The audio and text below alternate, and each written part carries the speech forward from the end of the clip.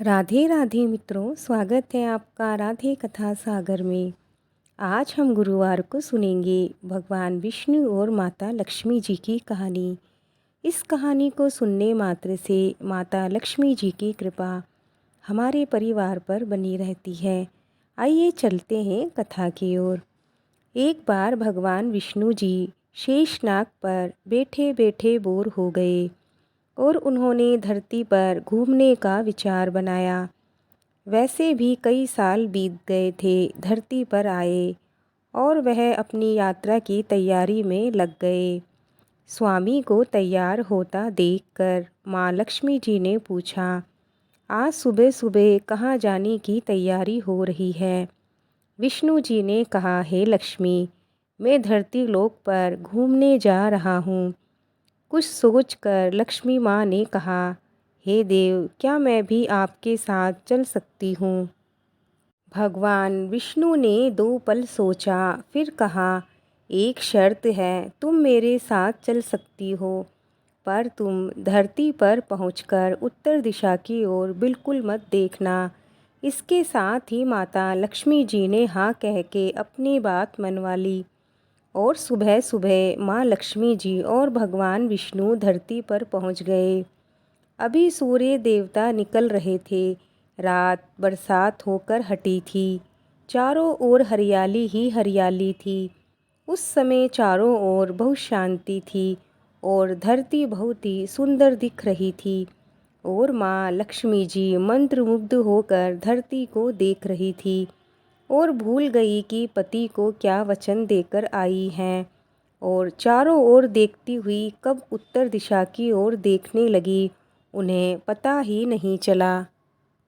उत्तर दिशा में माता लक्ष्मी जी को एक बहुत ही सुंदर बगीचा नजर आया और उस तरफ से भीनी भीनी खुशबू आ रही थी और बहुत ही सुंदर सुंदर फूल खिले हुए थे। यह एक फूलों का खेत था और माता लक्ष्मी जी बिना सोचे समझे उस खेत में चली गई और एक सुंदर सा फूल तोड़ लाई।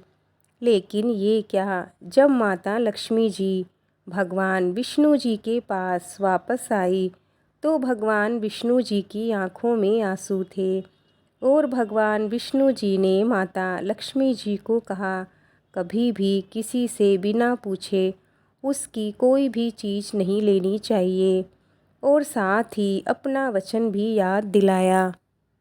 माँ लक्ष्मी जी को अपनी भूल का पता चला तो उन्होंने भगवान विष्णु जी से इस भूल की माफ़ी मांगी। तो भगवान विष्णु जी ने कहा कि तुमने जो भूल की है उसकी सज़ा तो तुम्हें ज़रूर मिलेगी। जिस माली के खेत से तुम बिना पूछे फूल तोड़ लाई हो, यह एक प्रकार की चोरी है। इसीलिए अब तुम 3 साल तक माली के घर नौकर बनकर रहो। उसके बाद मैं तुम्हें बैकुंठ में वापस ले जाऊंगा। माँ लक्ष्मी जी ने चुपचाप सर झुकाकर भगवान विष्णु को हाँ कर दी। माँ लक्ष्मी जी एक गरीब औरत का रूप धारण करके उस खेत के मालिक के घर गई। घर क्या, वो एक झोपड़ा था और मालिक का नाम माधव था। माधव की बीवी, 2 बेटे और 3 बेटियां थीं। सभी उस छोटे से खेत में काम करके किसी तरह अपना गुजारा किया करते थे। माँ लक्ष्मी जी एक साधारण और गरीब औरत बनकर जब माधव के झोपड़े पर गई तो माधव ने पूछा, बहन तुम कौन हो और इस समय तुम्हें क्या चाहिए? तब माँ लक्ष्मी जी ने कहा, मैं एक गरीब औरत हूँ। मेरी देखभाल करने वाला कोई नहीं है। मैंने कई दिनों से खाना भी नहीं खाया।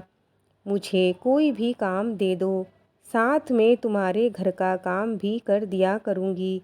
बस मुझे अपने घर में एक कोने में आसरा दे दो। माधव बहुत ही अच्छे दिल का इंसान था।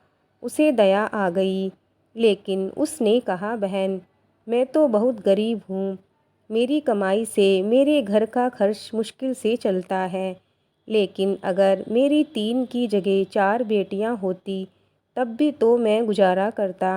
अगर तुम मेरी बेटी बनकर जैसा रूखा सूखा हम खाते हैं उसमें खुश रह सकती हो तो तुम ज़रूर यहाँ आकर रह सकती हो। माधव ने माता लक्ष्मी जी को अपने झोपड़े में शरण दे दी और माता लक्ष्मी जी 3 साल तक माधव के घर नौकरानी बनकर घर का सारा काम करती रहीं। जिस दिन माता लक्ष्मी जी माधव के घर आई, उसी दिन से माधव को अच्छी आमदनी होने लगी। उसने एक गाय खरीदी, फिर उसने एक ज़मीन खरीदी और सबने अब अच्छे अच्छे कपड़े बनवाए। और फिर थोड़े ही दिनों बाद उसने बड़ा पक्का घर भी बनवा लिया। बेटियां और उसकी पत्नी ने बढ़िया बढ़िया गहने बनवाए और अब वो अपने मकान में बहुत खुश रहने लगा। माधव हमेशा सोचता था कि उसे ये सब माता लक्ष्मी जी के आने के बाद मिला है। इस बेटी के रूप में उसे उसकी किस्मत मिल गई है। और अब 3-4 साल बीत गए थे, लेकिन माता लक्ष्मी जी अब भी घर में और खेत में काम किया करती थी। एक दिन माधव जब अपने खेतों से काम खत्म करके घर आया, तो उसने अपने घर के सामने द्वार पर एक देवी स्वरूप गहनों से लदी एक औरत को देखा। ध्यान से देखकर पहचान गया। अरे, ये तो मेरी मुंह बोली चौथी बेटी यानी वही औरत है। और पहचान गया कि ये तो माँ लक्ष्मी जी है। अब तक माधव का पूरा परिवार बाहर आ गया था और सब हैरान होकर माता लक्ष्मी जी को देख रहे थे। माधव बोला, माँ हमें माफ़ कर दो, हमने तुमको पहचानने में गलती कर दी, अनजाने में घर और खेत में काम करवा लिया। माँ, ये कैसा अपराध हो गया। माँ, हम सबको आप माफ़ कर दीजिए। अब माता लक्ष्मी ये सब सुनकर मुस्कुराई और बोली, हे माधव, तुम बहुत ही अच्छे और दयालु इंसान हो। तुमने मुझे अपनी बेटी की तरह रखा, अपने परिवार के सदस्य की तरह रखा। इसके बदले मैं तुम्हें वरदान देती हूँ, तुम्हारे पास कभी भी खुशियों की और धन की कमी नहीं रहेगी।